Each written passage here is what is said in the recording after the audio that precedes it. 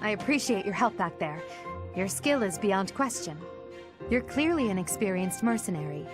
And your father, that would be Gerald, the Bladebreaker? Former captain of the Knights of Seros, oft praised as the strongest knight to ever live. Have I missed anything? How curious. I'd wager the explanation for that is fascinating indeed. Hey, you are coming with us to the monastery, right? Of course you are. I'd love to bend your ear as we travel. Oh, I should mention that the three of us are students of the Officers' Academy at Garrigmach Monastery. We were doing some training exercises when those bandits attacked. I definitely got the worst of it. That would be because you ran off. Too true.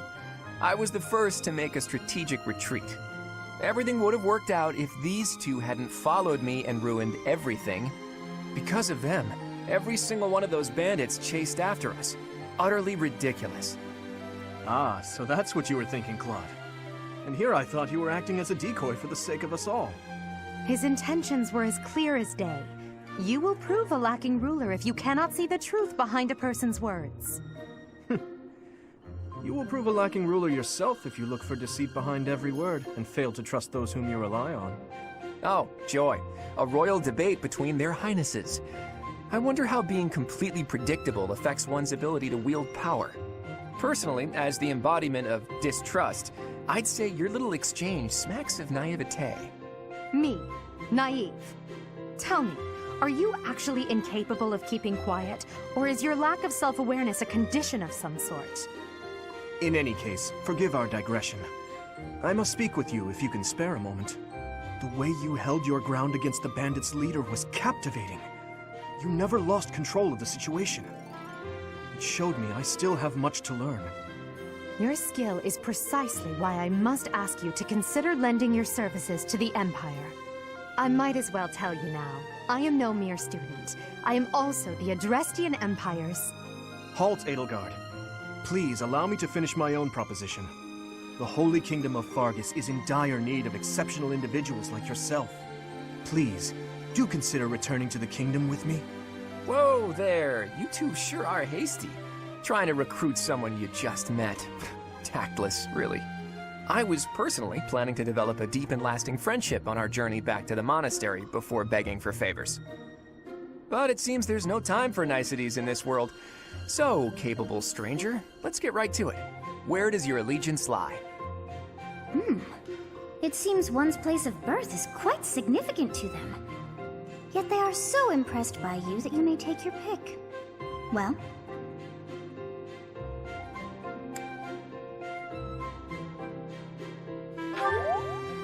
Understood. Fargus is a noble and distinguished kingdom that has always valued chivalry. All right, that's enough with the small talk. It's time to head back to the monastery. Looks like we'll have to pick this up another time. My, they are in such a hurry. You know, each of the three is most unique.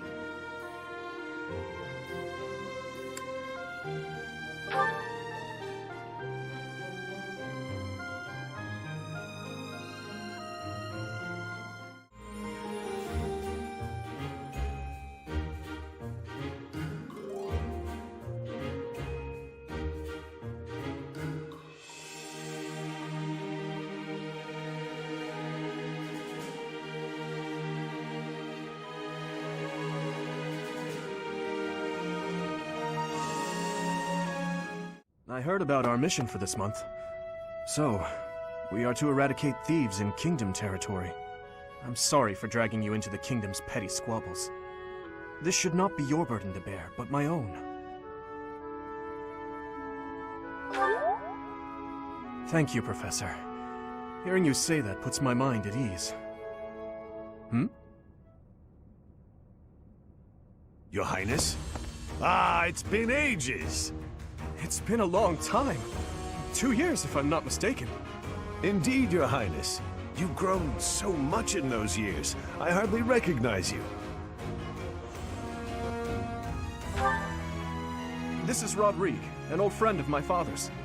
I believe I've mentioned him, if you recall.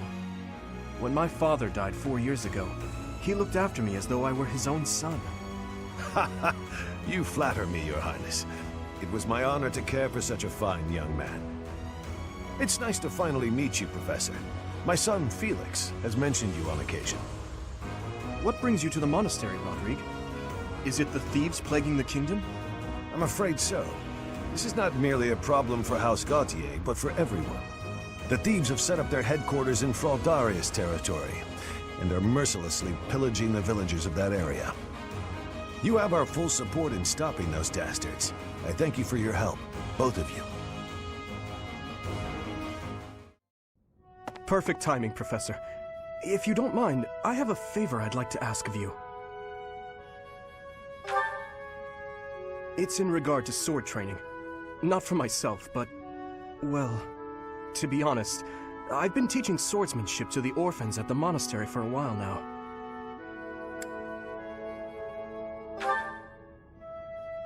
Some of them saw me sparring with the knights one day. They started pestering me to teach them. They were so earnest, I couldn't help but oblige. There's much I wish to show them, but due to my own studies and training, I'm afraid my time is rather limited.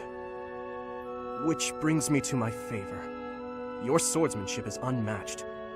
I hate to ask this of you, but would you consider lending me a hand? Thank you, truly.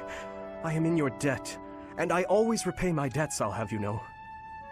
All of these children lost their families and homes to war or illness. This may sound a bit arrogant, but I feel it's my responsibility to help them. I lost my parents without warning, too. In that way, we're the same. In Dusker, I lost my father, stepmother, and closest friends. I didn't have many allies at the castle after that. In truth, I had only to do for companionship.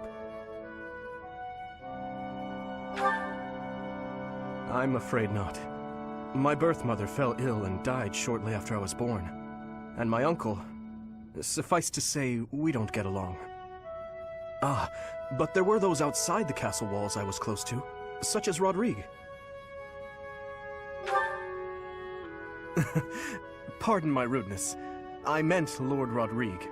He is my father's old companion, and the father of Felix. On the occasions he would visit the capital, he'd take me out hunting or on long horse rides. While Dedu is like a brother to me, Rodrigue is more like a second father. It might sound ridiculous, but he's the kind of man I hope to become one day. Someone who helps others. Someone who can reach out and save a lost soul. Oh, please accept my apologies for boring you with my life story. In any case, don't forget your promise, Professor. I'm counting on you.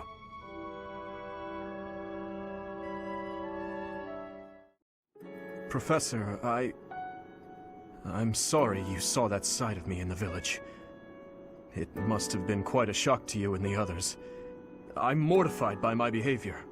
When I saw the chaos and violence there, my mind just went completely dark.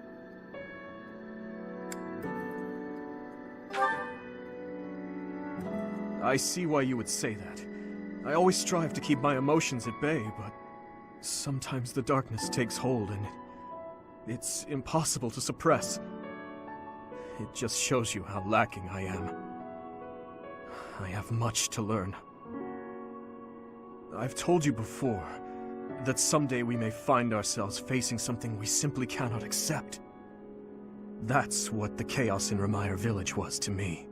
Solon and the Flame Emperor are both beasts who must be eliminated. Demons who kill the innocent. They aren't even human at this point.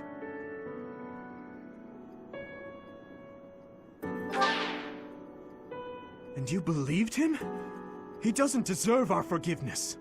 He became an accomplice when he refused to turn himself in and return with us to the monastery. You see, Professor, I saw the same flames of torment just 4 years ago. In Dusker. Please, have mercy! The pain! Make the burning stop! Help me!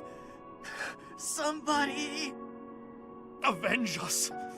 Those who killed us! Tear them apart! Destroy them all!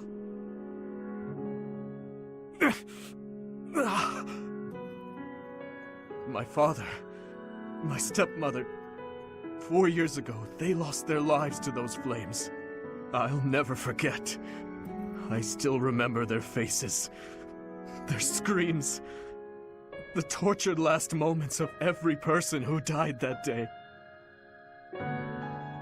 But right now, all that matters is that we do whatever we can to help the surviving villagers get back to their normal lives. Thank you for everything. There's a reason that I came to the Officers' Academy. Just one reason.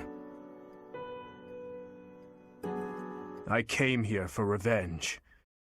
And one day, I will have it.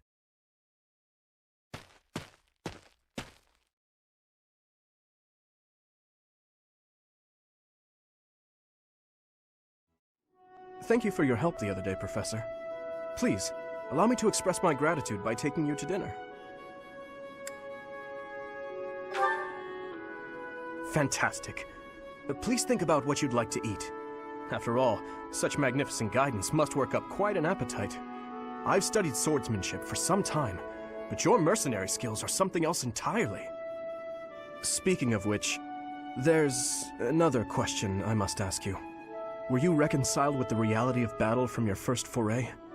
With the killing part, I mean?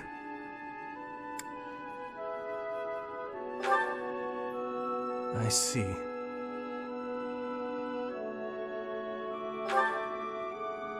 No. I do not carry that burden well.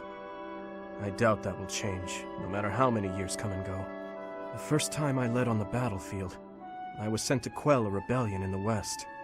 It was not a difficult fight. The enemy was not well trained, and their morale was low. A swing of the lance, and your opponent falls. A flash of your blade, and a path opens up. That's the sort of battle it was. Easy, right?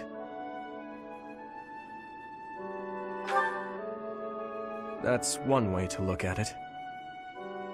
The leader of the rebel army was defeated, and the rebellion quelled.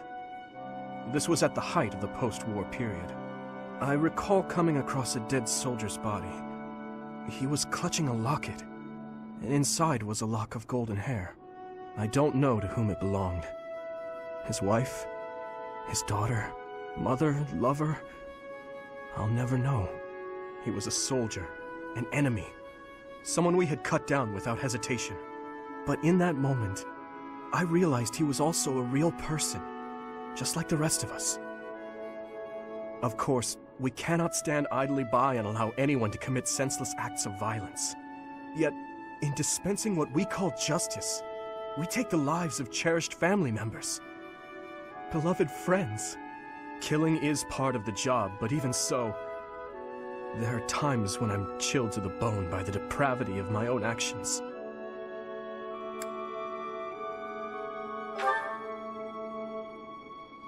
That you feel the same way is more comforting than you could know. Professor, may I speak freely? When we first met, I thought of you as someone who felt no strong feelings about killing your enemies. I could never trust someone who kills without batting an eye. My heart won't allow it. But after speaking with you and getting to know you better, I can see you're not like that. Now I know, with all my heart, that I can trust you. Thank you for that.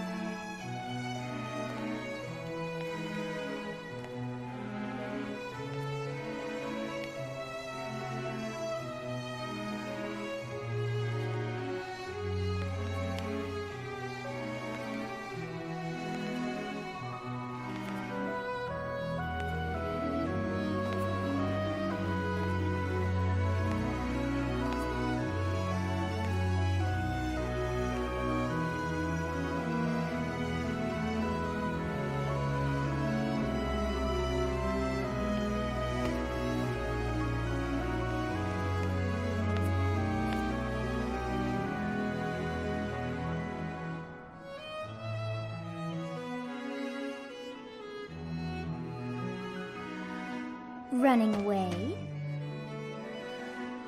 I understand. You hardly had the time to breathe in there. It must be hard to be the favorite teacher at the ball. Poor professor.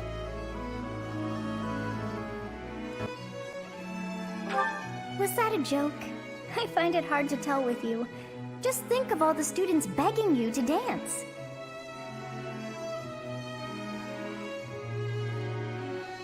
Professor, what are you doing here?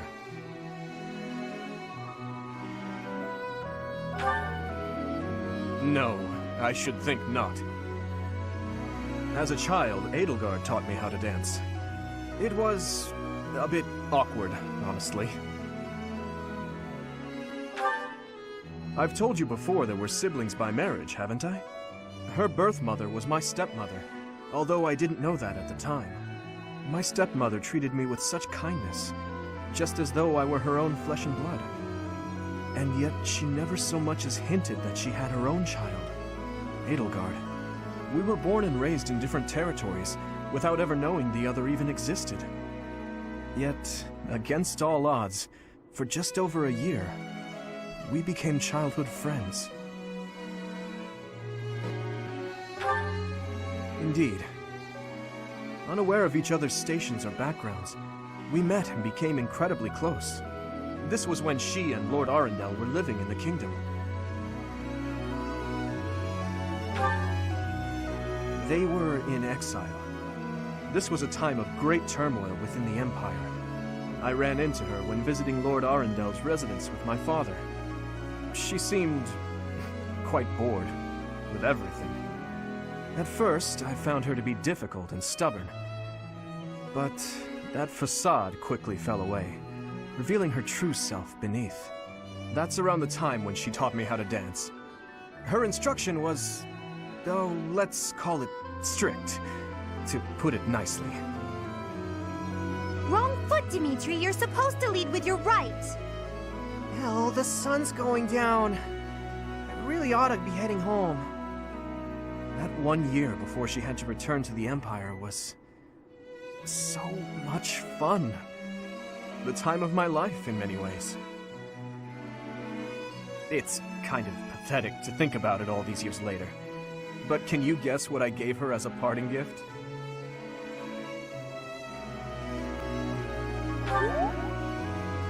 Huh. Good guess, Professor. But I swear, it came from the heart. In Fargus, we've long considered blades as tools of destiny, as a way to cut a path to a better future. She was being dragged all over, unable to live the life she wanted. I thought the dagger could help her cut a path to the future she dreamed of. However, that was many years ago. I'm sure she's forgotten all about the boy I was back then.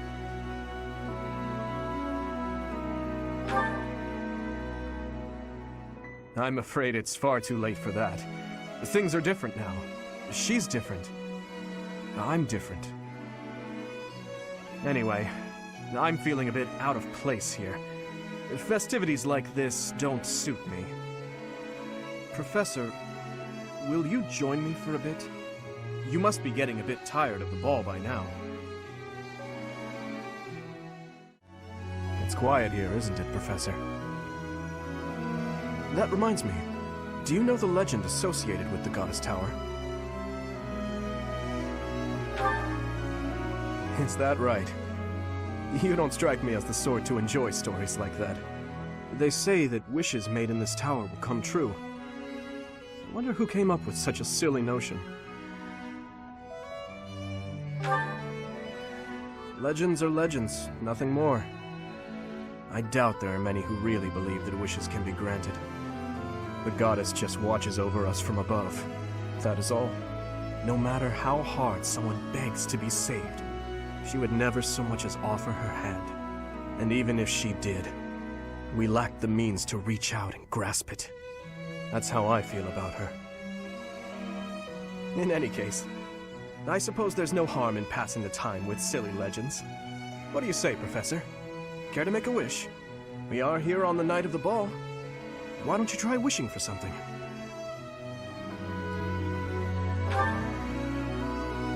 wish of my own. I suppose my wish is for a world in which no one would ever be unjustly taken from us. Or something along those lines.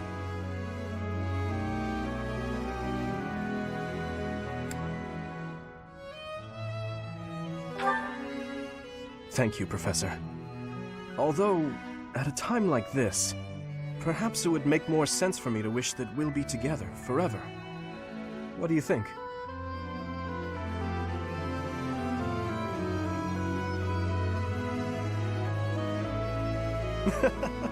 Well now, Professor, you must admit I've improved in the art of joke-telling.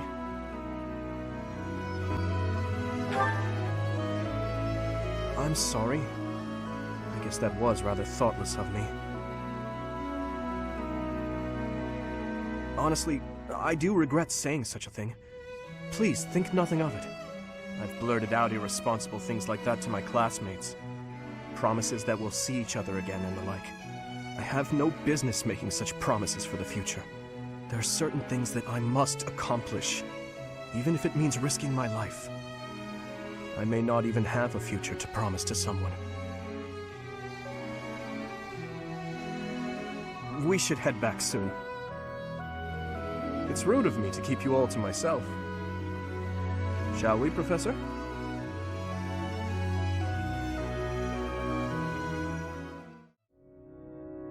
There you are.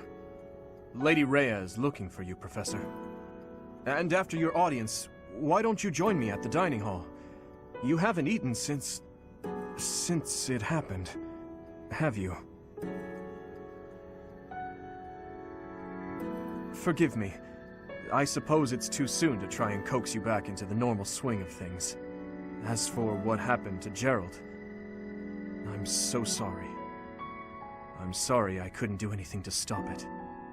Stay here until you've found some peace.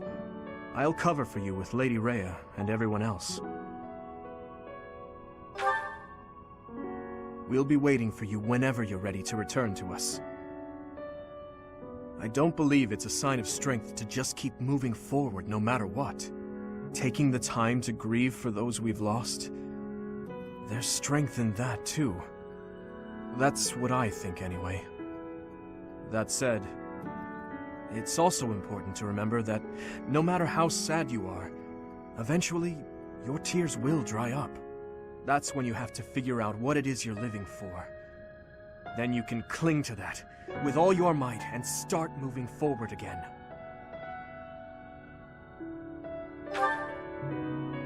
Four years ago in Dusker, I experienced the same pain you're feeling now. My father was the strongest man I knew, someone I loved and admired deeply. That day, he was killed before my eyes, his head severed clean off. My stepmother, the kindest person I had ever known, left me behind and disappeared into the infernal flames. Everyone who I considered precious, my family and my closest friends, I couldn't save any of them, not a single one. Now, the burden of the work they left behind falls on me. I must ensure they have no regrets. That's my duty as the sole survivor of the tragedy. It's a heavy burden, but accepting it gave me the strength to pick myself up off the ground and start moving again. Start living again. Gerald is gone. So what will you do now, Professor? What must you do? Look deep in your heart, and I'm certain you'll find the answer there. Indelible and inescapable. I've probably bothered you enough for today, but I have just one more thought to leave you with. Even now, Sedith is gathering the knights to begin a full-scale search for the enemy. It may not be right away, but before long they will find their trail. No matter what happens or what anyone may say, know that I plan to stand by you, Professor. Through anything. Until the bitter end. Well, did you search deep within yourself as he suggested? And did you find yourself some answers? This book is filled with secrets yet unknown. We must return another time to read the rest. Oh, but I have at least figured one thing out. I know now why our fates are intertwined.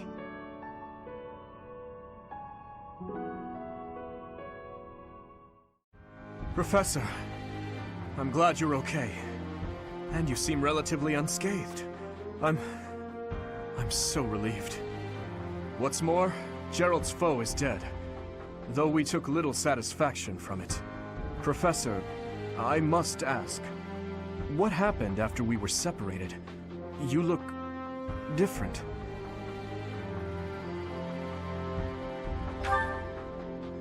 The goddess appeared and gave you her power? It's as though the legend of old has been made flesh. It's hard to grasp, in all honesty. But having seen you pierce the sky with my own eyes, I find myself unable to doubt it. Yes, the legend of Saint Seros. It is said that she received a divine revelation from the goddess and was gifted with her power. Long ago, the goddess dispatched Seros to defeat an evil king who went mad with power. Perhaps the goddess saw the goodness of Seros within you too, and wished to help you in your quest to defeat evil. If you're Seros, granted power by the goddess, then I suppose that makes me... never mind. I'm getting carried away. Professor, what's wrong? Are you asleep? What is happening these days? Well, it matters not. We must get you help, and fast. Sorry, Professor, but I have no choice but to carry you back.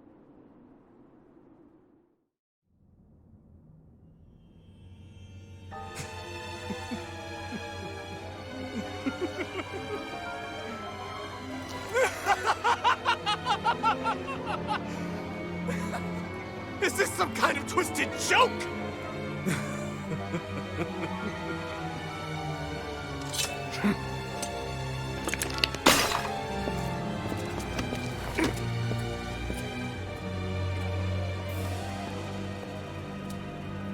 I've been looking for you. I will take that head from your shoulders and hang it from the gates of Edelgard!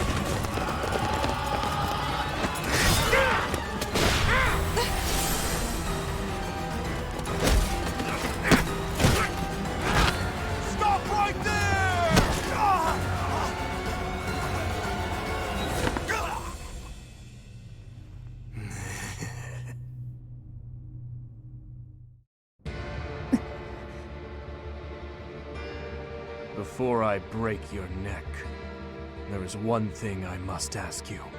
Stay out of my way. I don't recall giving you permission to speak. Answer my question. That is all you have left to do. Flame Emperor. No. Edelgard. Tell me now. Why did you cause such a tragedy? You killed your own mother, and yet you haven't even had the decency to stop and consider the reasons behind your actions! Have you? I already told you I had nothing to do with that. It was foolish to think I could reason with a lowly beast. Your Majesty, now! You are a monster. Come, Hubert.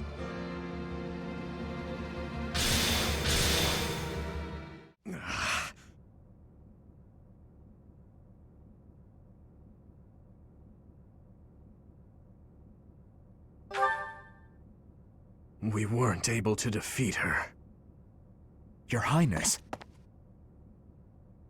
I will kill Edelgard with my own hands. I swear it!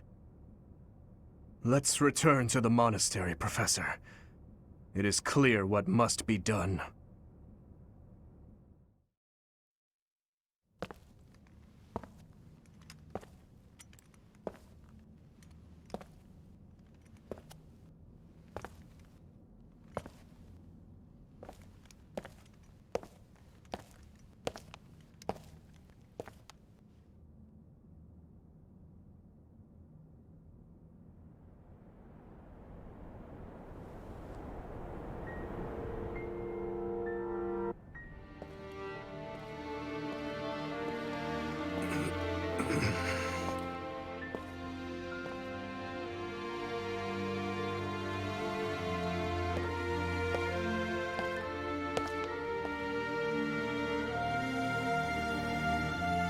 I should have known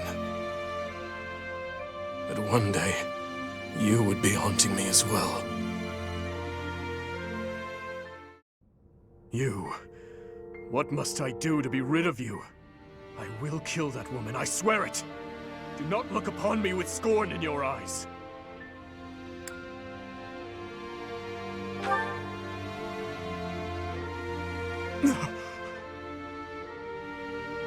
You... It can't be. You're alive? If that is the case, that can only mean you are another Imperial spy. Did you come here to kill me? Answer the question.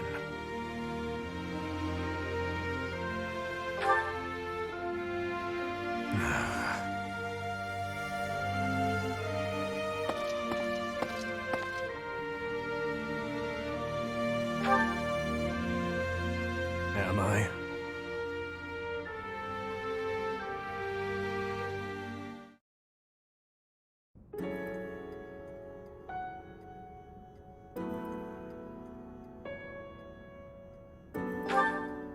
I have been dead, more or less.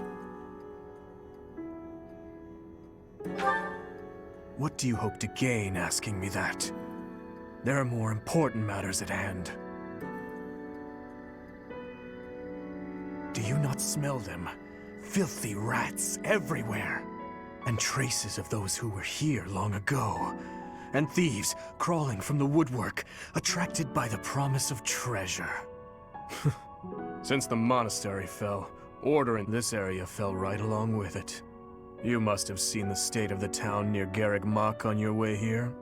Vile thieves run rampant. They pillage and loot to their heart's content. I must kill them. Every last one. It's time to hunt down their nest. I told you, I will kill them all.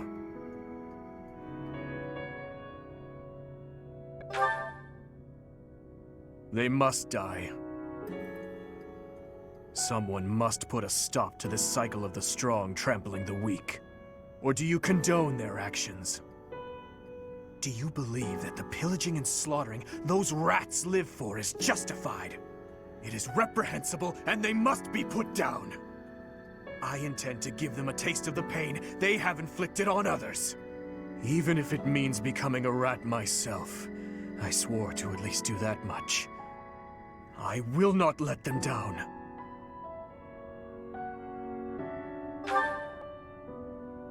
It doesn't matter. All that matters is killing those who deserve to die. I have family waiting for me. Please, I can't die here. A beast of your depravity prattling on about family? How amusing. As though you could understand such a thing as love? You heartless monster! You are a monster too, General. You have just yet to realize it. A monster who thinks he's a man. Despicable. As a general, you must have killed countless souls without a shred of mercy. Do you still remember the sound of them begging, just as you're begging now? Or now that your life is at its end, will you hold to the lie that your hands are not stained red with blood? This is war. I did what I had to for the Empire, for the people, for my family. So, you are piling up corpses for the people and your family. And I am doing the same for the salvation of the dead. After all is said and done, we are both murderers, both stained, both monsters. You're wrong. Am I? I can smell the rotting flesh upon your hands even now, General. Enough! That's enough! I won't kill you right away, my fellow monster. Unless you object to watching your friends die. One by one. If so, I will do you the service of removing your eyes first, so that...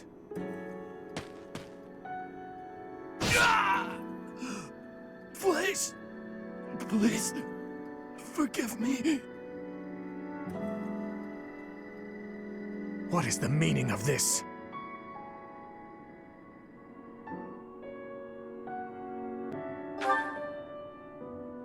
The Dimitri you once knew is dead. All that remains is the repulsive, blood-stained monster you see before you. If you do not approve of what I have become, then kill me. If you insist that you cannot, then I will continue to use you and your friends until the flesh falls from your bones.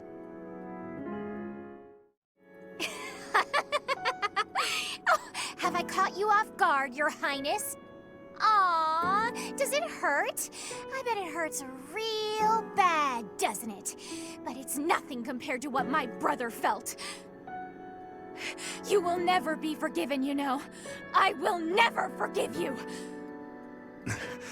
You must be... You filthy monster! It's time to die! Dimitri! Ah! Professor! Do it now! Ah! Brother, help me. Rodrigue! Your Highness, are you safe? Please tell me it wasn't in vain. This punishment, it was mine to bear. There are no sins or punishments on the battlefield. No, don't die. Please don't die. Father, stepmother, Glenn, they all died and left me behind. Rodrigue, are you to join the ghosts who shadow my every move? This is my fault. I'm the one who killed you, as surely as though I had wielded the blade. Your Highness, you have one thing terribly wrong. None of them, none of us, died for you. I'm dying for what I believe in, just as they did. Your life is your own. It belongs to no other, living or dead. Live for what you believe in. Dimitri, my boy, you really do look just like His Majesty.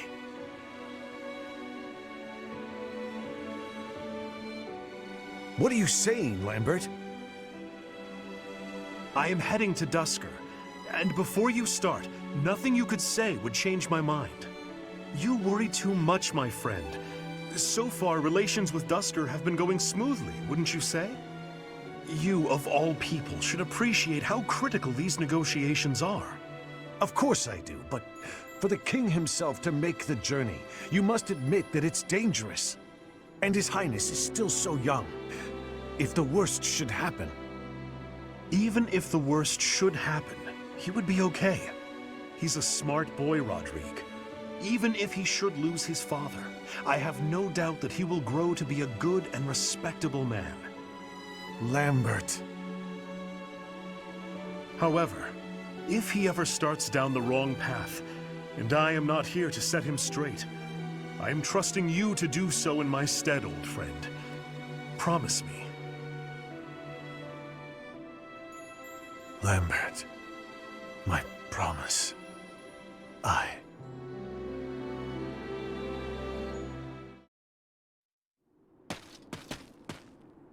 What do you want?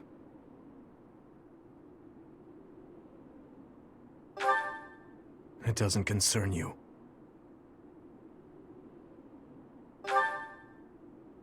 Get out of my way. No.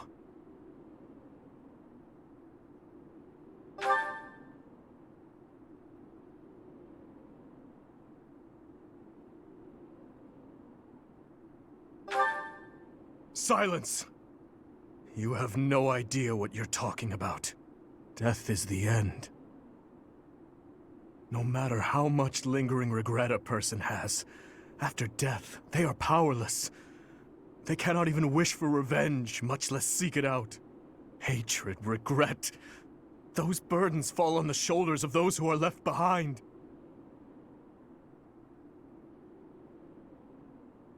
And so I must continue down this path. I already told you as much. It is far too late to stop. Do not waste your breath with some nonsense about how I should move on with my life for their sake. That is merely the logic of the living. It's meaningless. Those who died with lingering regret, they will not loose their hold on me so easily. But you seem to have all the answers. So tell me, Professor. Please tell me. How do I silence their desperate pleas? How do I save them? Ever since that day 9 years ago, I have lived only to avenge the fallen. Even my time at the Officers' Academy was also that I could secure my revenge and clear away the regret of the dead. It was the only thing that kept me alive. My only reason to keep moving forward.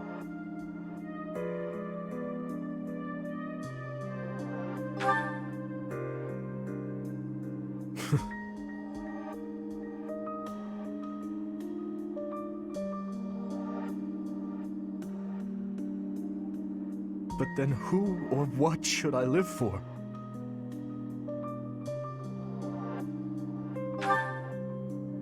What I believe in.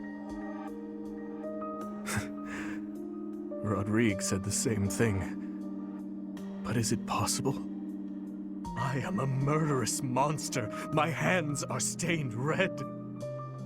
Could one such as I truly hope for such a life? As the sole survivor of that day, do I have the right to live for myself?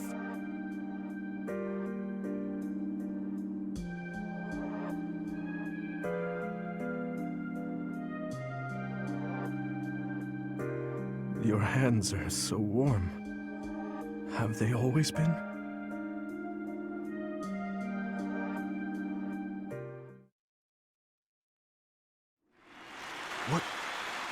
What is this? As you can see, the people are rejoicing at the return of their king. Even though I turned my back on them and fled the kingdom in disgrace. Even so, the spectacle before you does not lie. We are a kingdom in need of a king, a hero to save the people from their long oppression. Your Highness, it is truly a blessing that you have returned. Do I really have the right to stand here? Will they accept me as their king? Bloodstained as I am I fit to be king?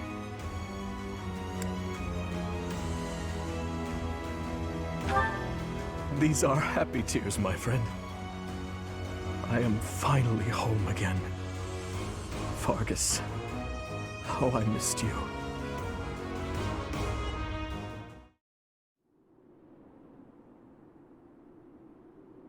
It may be spring, but the nights are quite chilly here in Ferdiad. Still, our celebratory feast shows no sign of stopping. Have you grown weary of the festivities?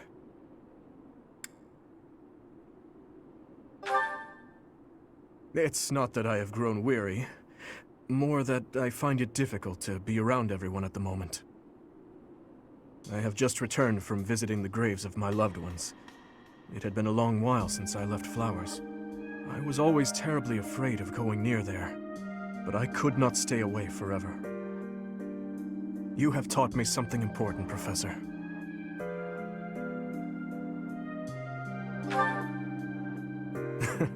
That too, of course. But what I'm referring to is far more valuable. How should I put this? Perhaps it is most accurate to say that you taught me how to live. If you and I had not reunited on that fateful day, I am certain I would have died a fruitless death on the battlefield. I would have foolishly challenged a horde of foes. And in doing so, needlessly sacrificed the lives of my friends and myself. But now I have returned to my rightful place. I struggle with what to say when I know well that words are not enough to express my gratitude. You saved me from the darkness and guided me back to the light. Thank you, Professor. With all that I am, I thank you.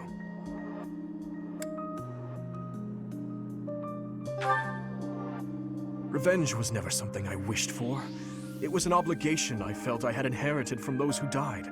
I believed my life belonged to those who lost their own in Duscur. But what I now seek is something else entirely. I can say that with confidence. But I digress. For tonight, our only focus should be to bask in our victory. After that, we must prepare for our battle with the Empire.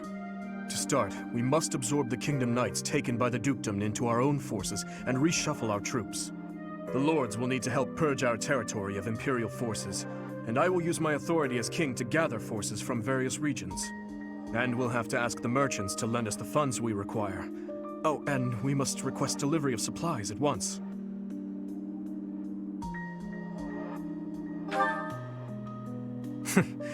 Just thinking about it all makes my head spin. There is much to do, but it is all critical work if we hope to stand a chance against the Empire.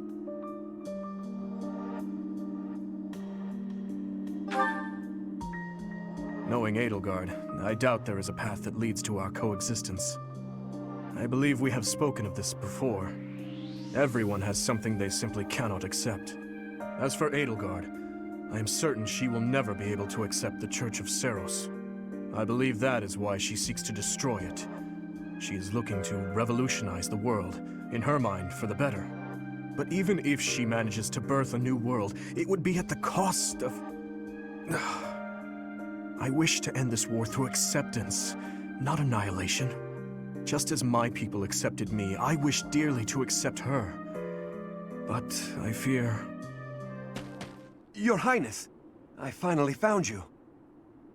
I'm sorry for slipping away. Has something happened? An express messenger just arrived from the leader of the Alliance. Please, return to the castle at once. An express messenger? What in the world could Claude be after? I am on my way. Professor, please join me.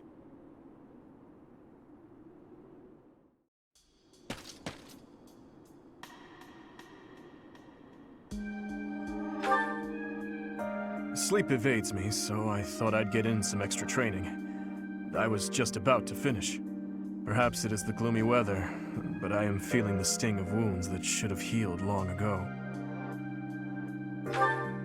The injury I got when that girl stabbed me after the battle at Gronder. Her eyes were filled with revenge, just as mine once were. I don't know, but I have a guess.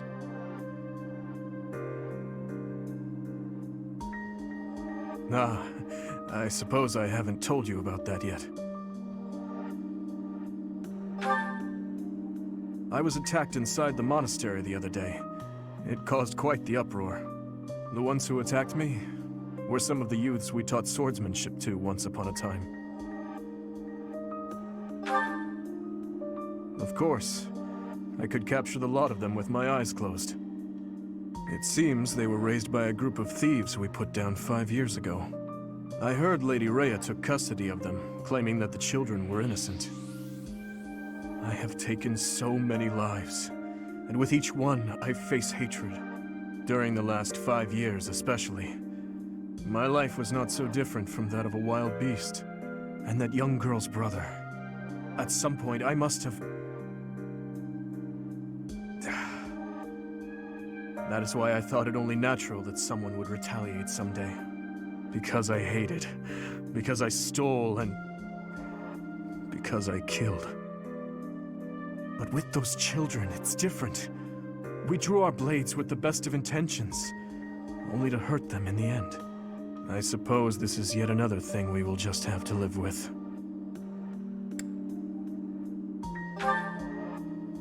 Yes. As one who chose to fight, it is my responsibility to confront this anguish and the true nature of war, until the day my life comes to an end.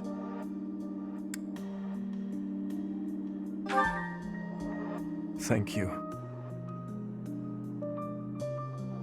You know, Professor, there is something that I only recently realized. I never knew it could be so comforting to have someone standing by my side.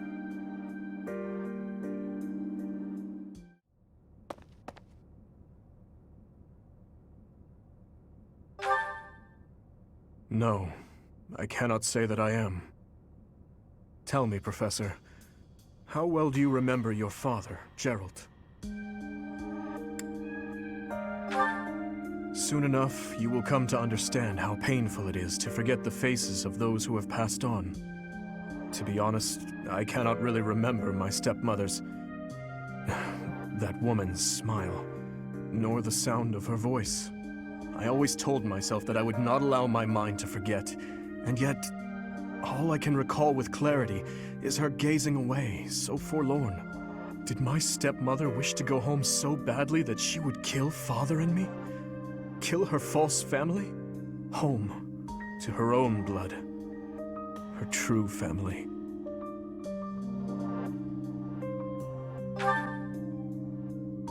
I suppose it doesn't make any difference now. I am asking you questions you could not possibly know the answer to. I am finished with thoughts like that. I am finally able to go on living without clinging to hate. If I truly treasure those who have died, then I must earnestly atone for my sins. Father, Glenn, all of the soldiers who have fallen, the people of Dusker who still suffer persecution. The only atonement I can offer them now is to take responsibility for this broken kingdom that has been entrusted to me.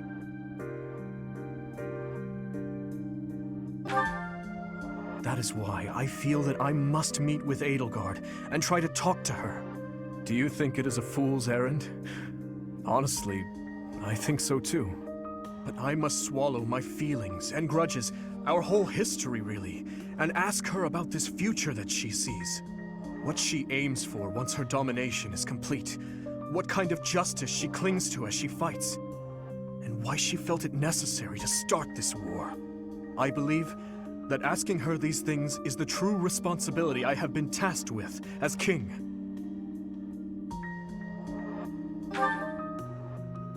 We will march our troops to the Imperial capital. But before any battle begins, we will set up camp nearby and send a messenger. I will tell her that I need to speak with her in a safe place, without any weapons or troops. As to whether or not she will agree to my request, well, that rests solely on Edelgard.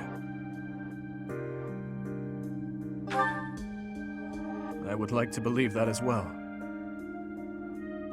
You know, Professor, when we fought in Ferdiad, Cornelia mocked me and called me pitiful. But even if it is true that my stepmother never loved me, I am not to be pitied. After all, I have allies and dear friends who care for me. And now, I also have you by my side. Professor, do you think Edelgard will show up?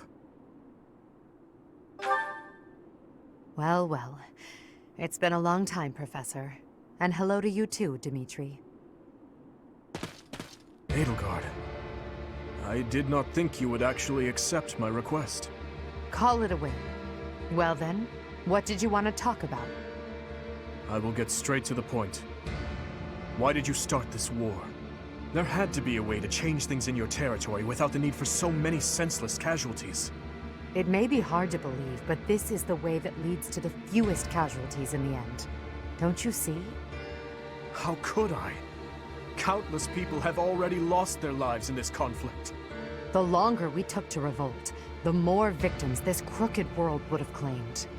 I weighed the victims of war against the victims of the world as it is now, and I chose the former. I believe that I have chosen the best path, the only path. Even after seeing the faces of those who have suffered the ravages of war, you would still force them to throw their lives away for the future?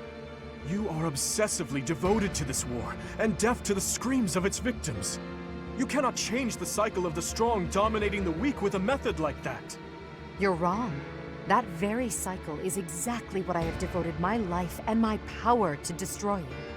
If after all of this, you believe the weak will still be weak, that is only because they are too used to relying on others instead of on themselves. Yes, perhaps someone as strong as you are can claim something like that. But you cannot force that belief onto others. People aren't as strong as you think they are. There are those who cannot live without their faith, and those who cannot go on once they have lost their reason for living. Your path will not be able to save them. It is the path of the strong, and so it could only benefit the strong. So you consider me strong, do you? Even if one clings to their faith, the goddess will never answer them. Countless souls will be lost that way, living without purpose. And I can be counted among those who have died that way as well. But that's why I must change this world, on behalf of the silent and weak. And do you intend to become a goddess yourself? Will you steal the power to take action from the broken-hearted masses you claim to defend?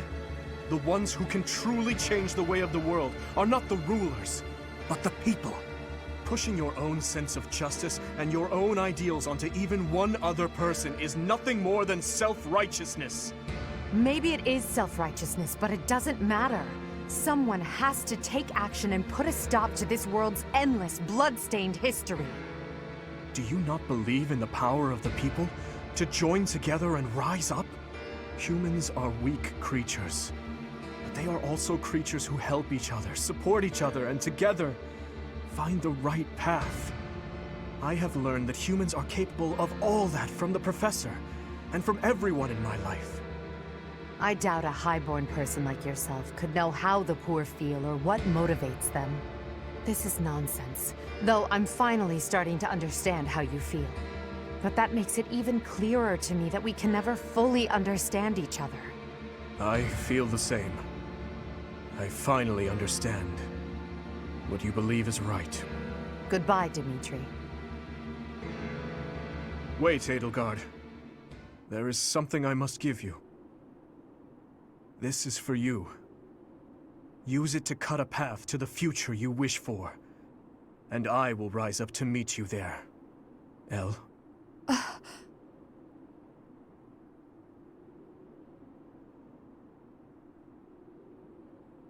Elle! So it's true. You're really going away? Going back home? There's nothing I can do about it. It's all happening so fast. I'm as surprised as you are. Elle. Here. I want you to have this. Elle, listen to me. No matter how hard things get, you can't give in, okay? You've got to cut a path to the future you wish for, no matter what. It's a dagger? Why would you give me something like this? Oh, I'm sorry. I couldn't think of anything better to give you. Edelgard, what are you doing? It's time to go. Hurry and get in the carriage. Oh, I'm sorry, Uncle. I have to go now. Goodbye, Dimitri. I remember now. You gave me a dagger all those years ago. I'm still sorry about that.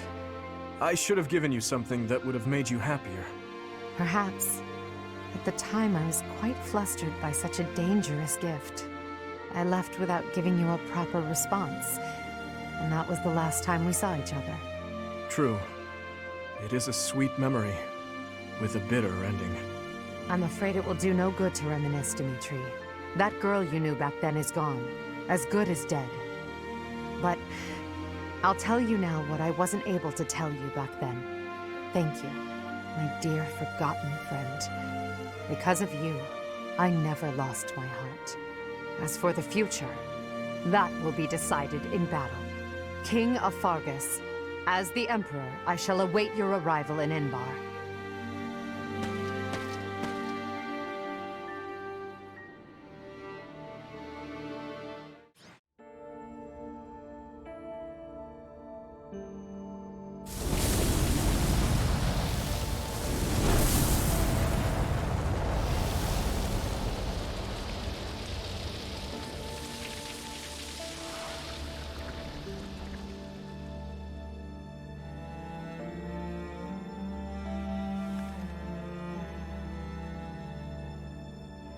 Elle.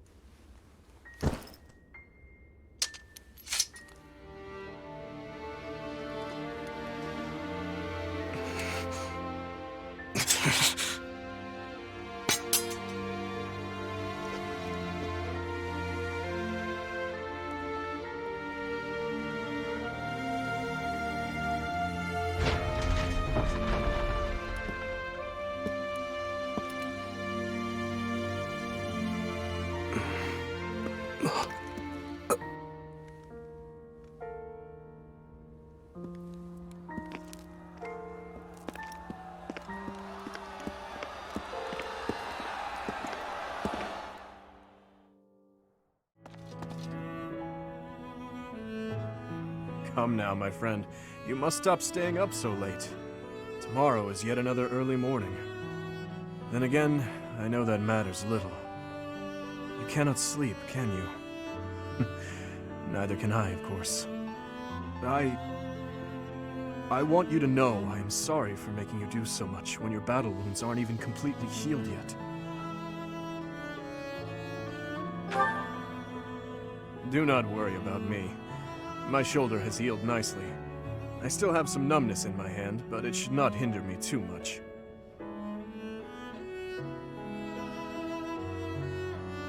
It is a lovely night, is it not? How many years has it been since I was kept awake by hopes for the future, rather than by nightmares of the past? I have had the same nightmare for 9 long years. A nightmare in which I am constantly tormented by those who have died. They ask me why I have not avenged them, why I got to live, yet they had to die. No matter how many corpses I piled up for them, in the end, their voices only grew louder. Voices loathing me, calling out to me. Their inescapable death cries ringing in my ears, clinging to my soul. Even now, I can always hear them. I am certain I will be hearing them until the day I die. But I will not cover my ears. I will go on living, and their voices will serve as a warning. As a king, and as a wretch who claimed countless lives. I will build a kingdom where the people can live in peace. I am sure she would laugh and call such talk foolish. But I wish to change this world in my own way. Well, Your Grace, things will be busy from now on. Our first order of business is tomorrow's coronation. Once a professor and student, now an archbishop and a king. How very far we have come.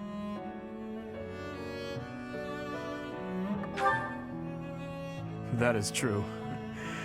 To me, you will always be the one who guided me so kindly. My ally through all. My beloved... Yes, my beloved.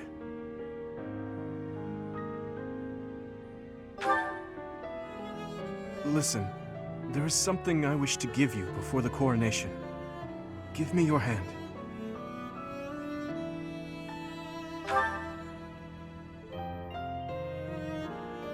Please, I beg of you, say something. If you do not wish to accept it, please, just tell me. If so, I will face the truth and walk away.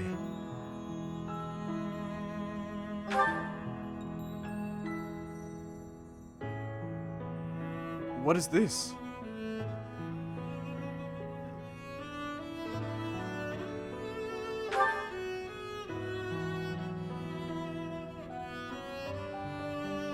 Yes, I see. Right. In that case, let us exchange them, shall we? Your hands. Now that I hold them within my own, I see how small and fragile they are. These hands that have saved me countless times. Thank you, my beloved. Your kind, warm hands. May they cling to my own forevermore.